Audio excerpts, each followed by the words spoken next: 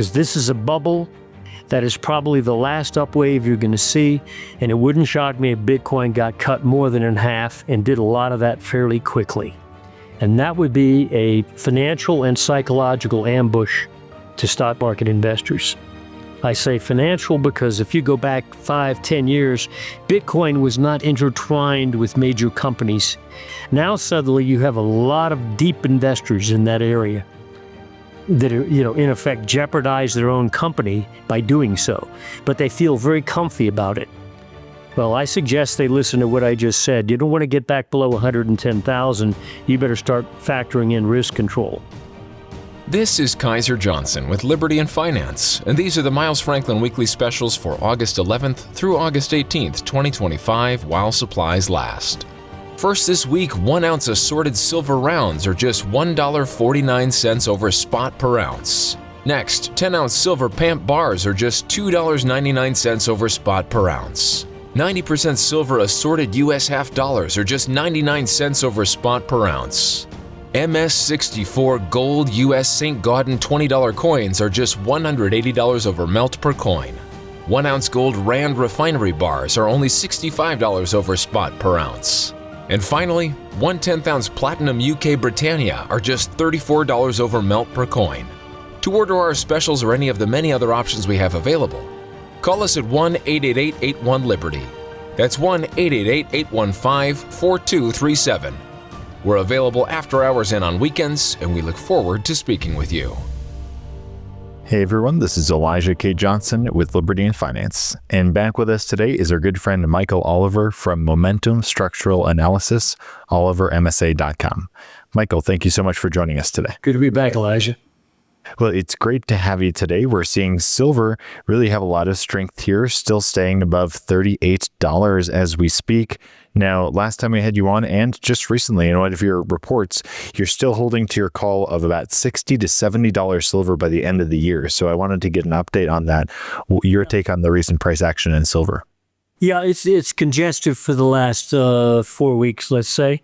39 has been a level that the ever bears keep selling, probably because it's in front of a big round number called 40, so hey, let's risk a dime, and so far they're getting a lot of selling done, but not much price sustainability on the downside. It has spiked down to 37.50. Right now, the SEP silver's trading 38.50, and that was earlier this week or last week at the 37.50.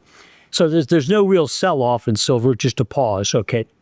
The big issue, I think, is what the stock market asset flows. Now, right now, the stock market is so frothy that I can't believe it. It is really frothy. And in fact, a lot of fundamental analysts out there, and I don't read this stuff in depth, but I know where they're coming from.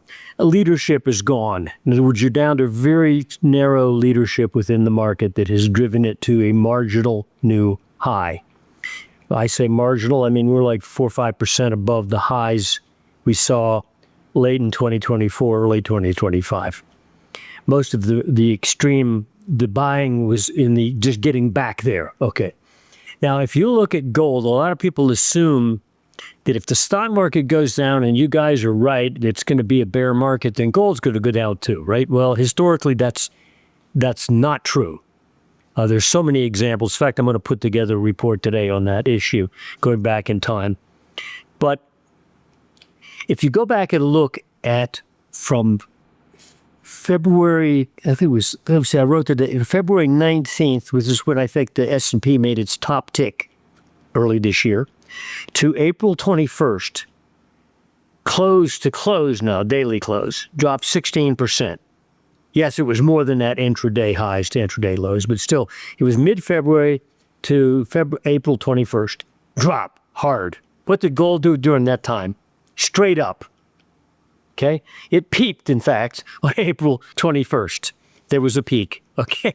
The same day S&P made a low. So, okay, the inversion issue didn't work then. Okay.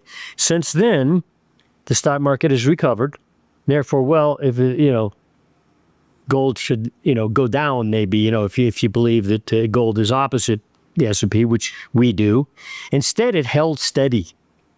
It's been 4 months now where you can draw a line through, upper 3,300s, 3,400. It just goes up and down and up and down. You get the down swings and upswings. In fact, we get the 3,500 again, a few days ago. Top tick again. So they keep selling it there at that big round number. But all this while, S&P went up. I'm going to bet you that when the S&P does start down again and prove, even to the price chart guys, that the recent breakout above the early year highs was false, meaning unsustainable. It was just another new high that didn't go anywhere. Gold will be advancing through the 3,500 and all the way up. In fact, if you look within the gold complex, the monetary metal complex, and look at silver since mid-April, it's gone up. The gold miners, silver miners have gone up, even though gold has just held steady.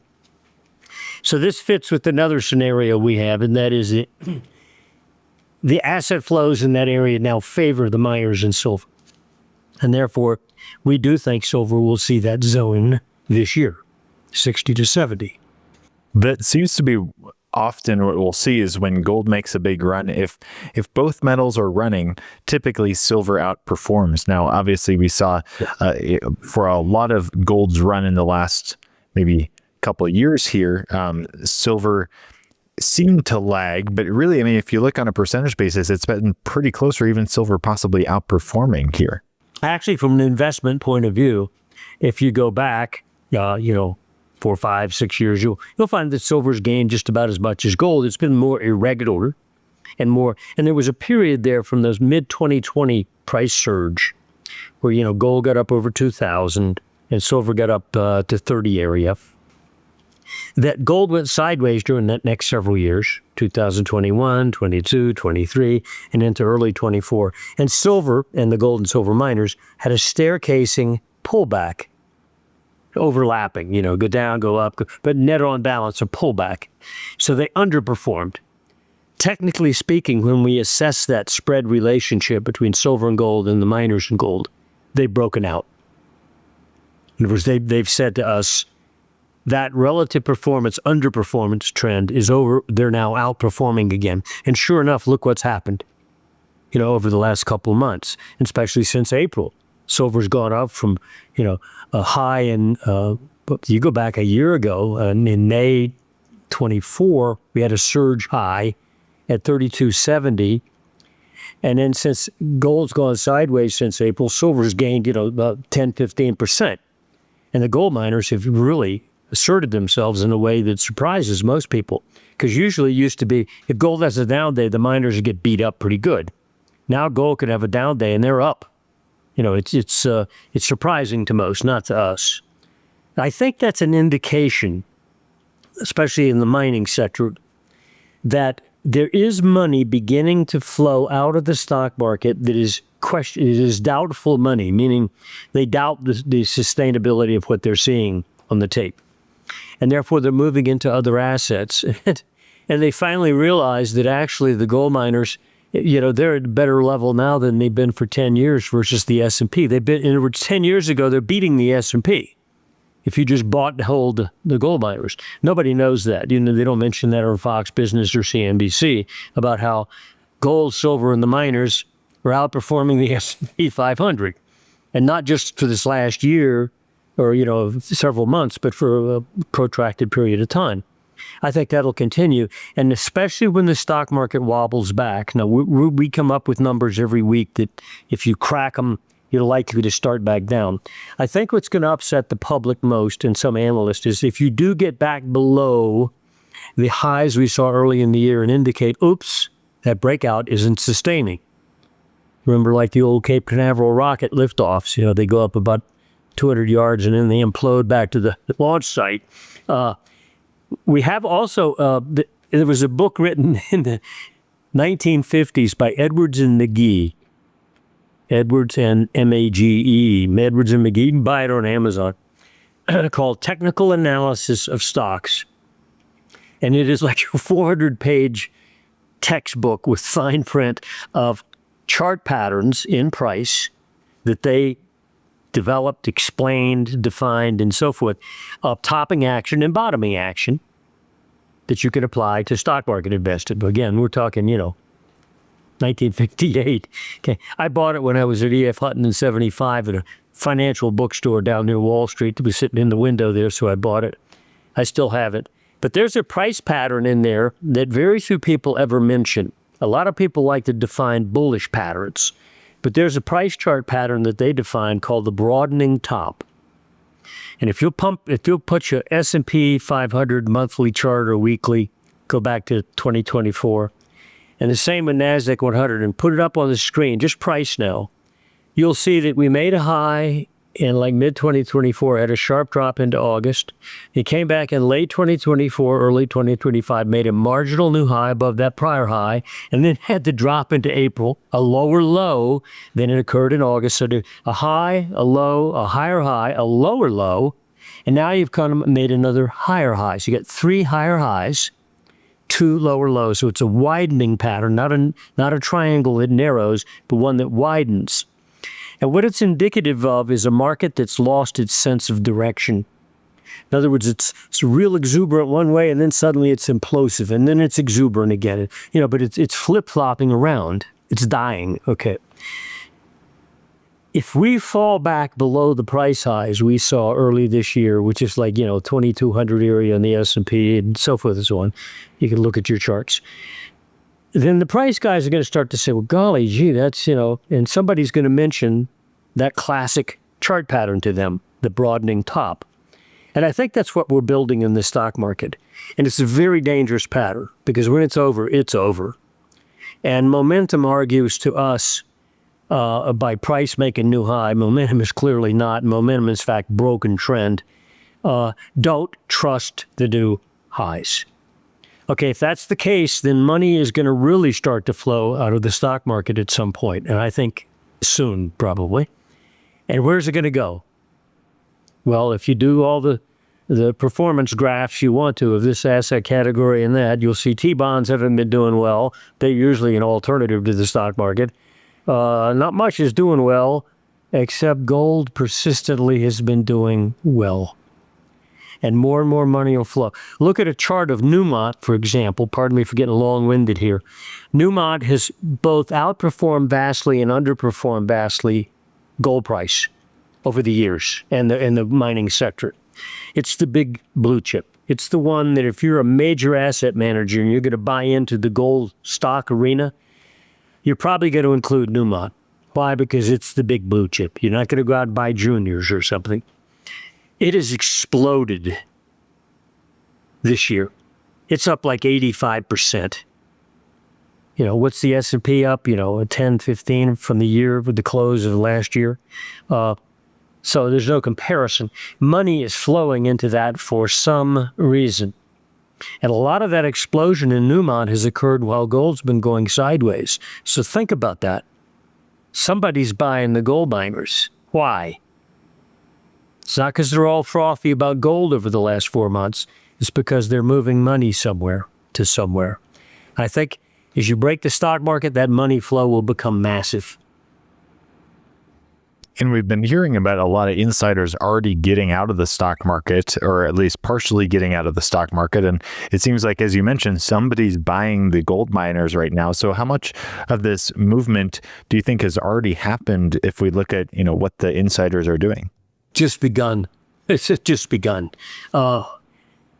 GDX, for example, or SIL, the silver miner ETF, you go back and look at the 2011 high, look what happened to 2015 collapse, just like gold.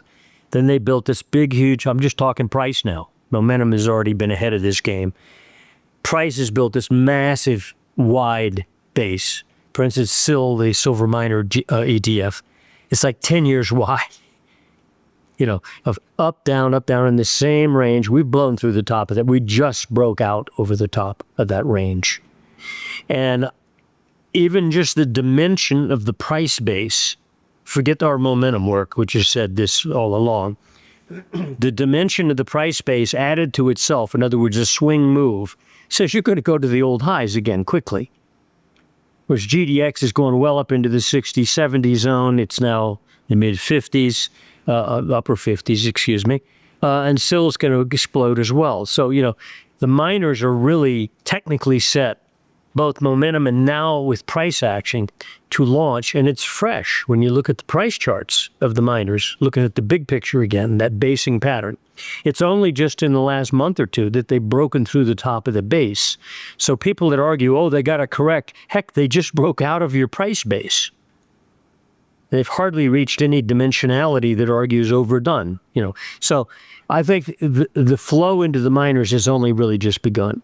Now, you mentioned, again, going back to the beginning of this interview, how silver could get to $60 or $70 this year. And I know a lot of people seem maybe skeptical about that. But when we look at what's happened in the past, it seems very plausible. I mean, we've seen movements from $30 to $50 in 2011 very quickly there. And as we mentioned, when gold moves, often silver will outperform. So can you maybe explain a little, what do you say to the people who are skeptical that silver can move that far this fast? We know the supply demand in silver for several years now, at least, has been tight. There's not excess production in relation to demand. And in fact, there's a whole new demand quadrant out there, the solar panels. And China is a big consumer of silver for the purpose of, they're like 80% of the world's solar panel production. That's one factor. But the other factor is this, just over time, monetary metals advance, not because of this war or that war. In fact, wars are usually a negative for them. It's due to underlying monetary degradation that is ongoing.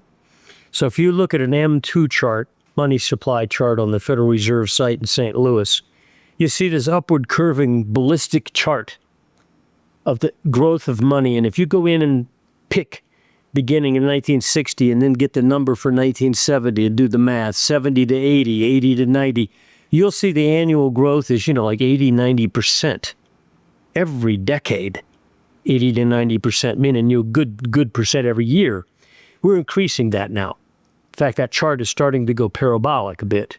But over time, gold will match the ongoing degradation in a fiat currency. And obviously, when you increase the supply, it degrades its buying power. So that's why a loaf of bread when I was a kid was 20 cents and now it's not. Okay. Degradation of money, or why, when your granddad built a house, it was $4,000, now it's $450,000, same house. Ongoing degradation in money.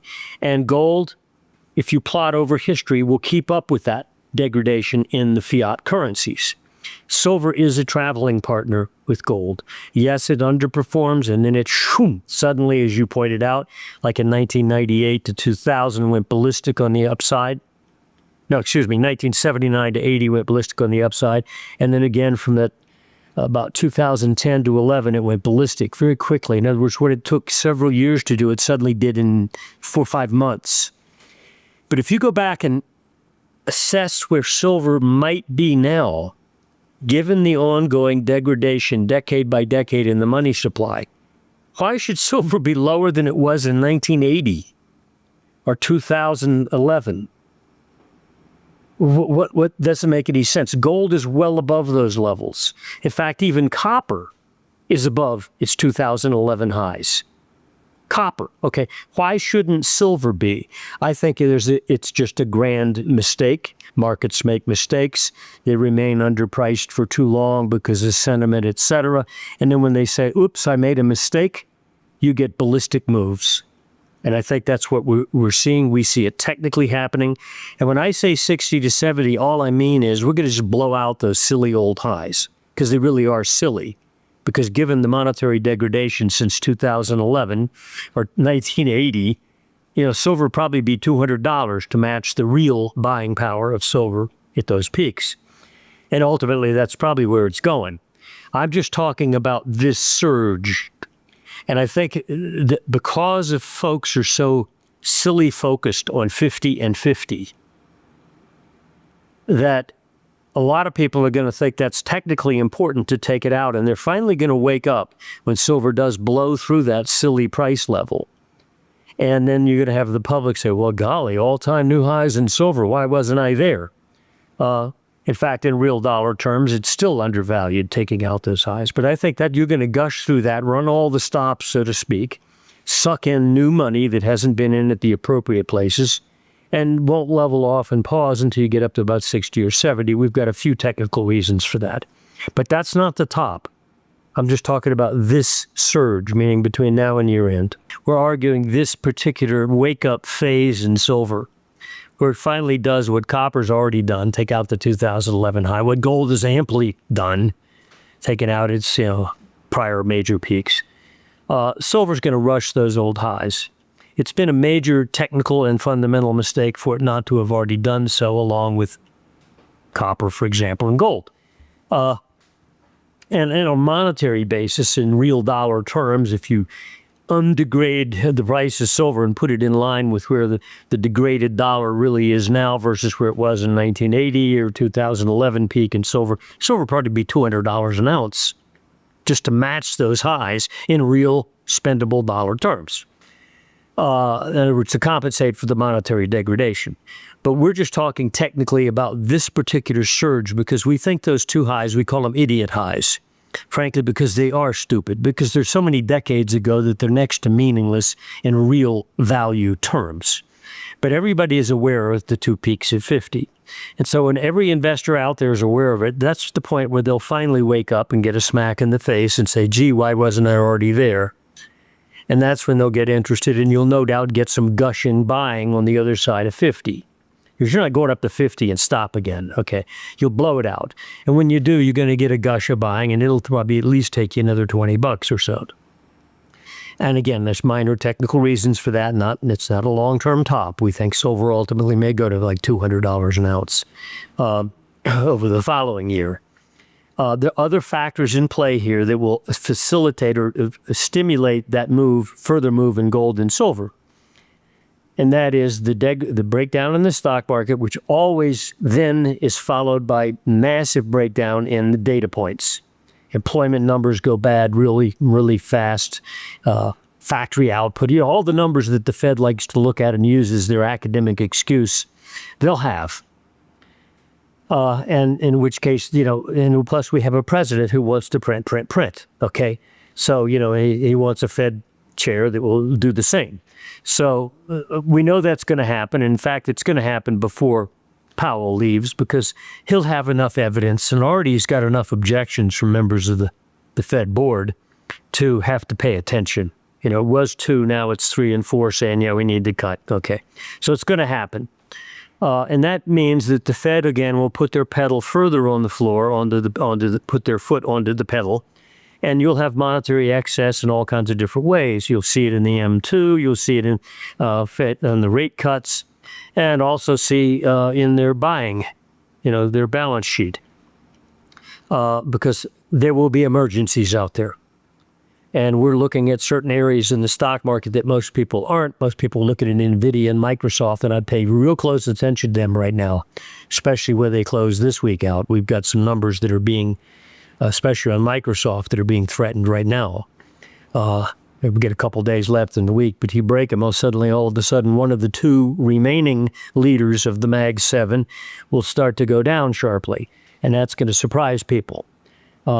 And probably help take the market down, because in that last break we just had in the S&P a few weeks ago, Microsoft and NVIDIA did not break the same metrics that we saw broken in the S&P and Nasdaq.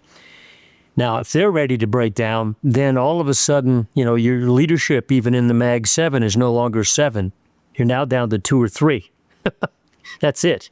The other 4 are not leaders. You compare it to prices they were at the last year, and they're so-so. Anyway, once that happens, that's when the central bank goes full throttle again. And especially if we know Trump's going to pick somebody who's going to go full throttle. And therefore, book it. And the problem with that is if you go back historically and look at the 2000 to 2002 bear or the 2007 to 9, when the Fed went full throttle, it did not help the stock market. They cut rates all the way down and the stock market imploded anyway. So it did help something else, gold, okay, during those periods of time. So I think that's why we're watching the stock market, because it's a inverse trigger for gold. It definitely should be exciting times ahead. Now, a lot of people, when they're hearing the degradation of the money unit and they're hearing about, the stock market potentially having a large decline here, they want to move to alternative assets. And one of the more popular ones is Bitcoin. And you cover this a lot. Do you think Bitcoin will have the same sort of reaction here as gold and silver will? No. Bitcoin is, if you'll overlay, and we did this in a recent report, go back to about 2023, and overlay a monthly price chart of Bitcoin futures on top of a monthly price chart of the Nasdaq 100, you think you have twins. Almost month to month, they move together. Bitcoin is not moving like an alternative to the stock market. It is moving as a speculative bubble in sync with the Nasdaq 100, the leader index in the U.S. stock market in terms of bubble quality. And when we look at the technicals of Bitcoin, it's at 122,000 right now. It's at its highs. It was there like a month ago too. Let me ballpark this. There's some momentum trigger levels that we're monitoring that adjust up every quarter. So this quarter, they're down there a bit in the 90,000s. Next quarter, they're going to be up about 103 to 105,000. So, not all that far below where we are now. You break those numbers, you're going to crash Bitcoin. It is a crash structure on quarterly momentum that is built and ready to use. It is precisely an overlay of the same momentum lethal structure that had been built by the S&P 500 prior to its 1987 crash, where price came off of a summer high, August, September of 87, pulled back in a way that didn't look meaningful on a price chart, but it blew quarterly momentum floor that went back to 3 prior lows, all right around the 3-quarter average. Well, Bitcoin has done that precisely for the last couple years. It's had 3 lows that stopped precisely on the oscillator at a zero line, meaning at the 3-quarter moving average. Well, that average this quarter is in the low 90,000s. Next quarter, mid-100, 305 maybe.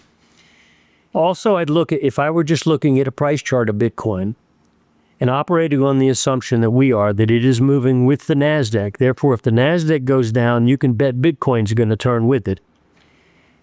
You get Bitcoin back below 110,000.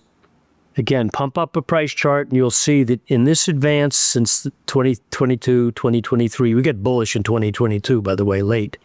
It goes in layers. It'll make a peak and it'll have distribution. Repeated selling at the same price level for months sometimes. And then it'll break through it, have a next surge, and you'll find a pullback that pulls back to that same old high, and the buyers come in and they buy it on the old highs, which is kosher. It goes up again. Well, the last set of highs we had was in late 2024, early this year, same time the Nasdaq was making a high prior to its April sell-off. Bitcoin also sold off into April, came up and blew out that high. Those highs were all either side of 110,000. So I would argue just even on price, that if you slip and close a month out, or even a week, much below 110,000, you better get your helmet on. Because this is a bubble that is probably the last upwave you're going to see, and it wouldn't shock me if Bitcoin got cut more than in half and did a lot of that fairly quickly. And that would be a financial and psychological ambush to stock market investors. I say financial because if you go back 5-10 years, Bitcoin was not intertwined with major companies. There was not a lot of capital commitment to it from major corporations, from major funds, etc. Now suddenly you have a lot of deep investors in that area that are, in effect jeopardize their own company by doing so, but they feel very comfy about it. Well, I suggest they listen to what I just said. You don't want to get back below 110,000. You better start factoring in risk control, because that is a market that could, if it goes down sharply, and I suspect it'd go more sharply than will the stock market, by the way, it will have real-world headline effects. This company here, that company there, that suddenly we're hearing stories we didn't expect to hear. So I would have a keen eye on Bitcoin right now. Again, it's 122. Recent lows been down around 113, 114,000. So it's been sort of in a zone. Don't drop back below 110,000. I would anticipate also as money flows out of the stock market and potentially here even the cryptocurrencies that money will need a place to go, right? So do you see a crypto crash, a lot of that money flowing into gold as well? Yes, absolutely. Yeah, gold is not behaving, as I explained, like, from early this year to April, gold went up, stocks went down. Okay, it's not behaving like Bitcoin. Again, lay a monthly chart of Bitcoin price on top of a monthly of Nasdaq, going back at least to 2022, 2023, and you'll see what I'm talking about. So don't treat Bitcoin as if it's some kind of new currency or new money unit. That's a speculative bubble, and if it goes or if Nasdaq goes, they're both going to go. The problem is Bitcoin has the type of momentum structures that are far more lethal and dramatic in terms of speed than what's waiting underneath Nasdaq.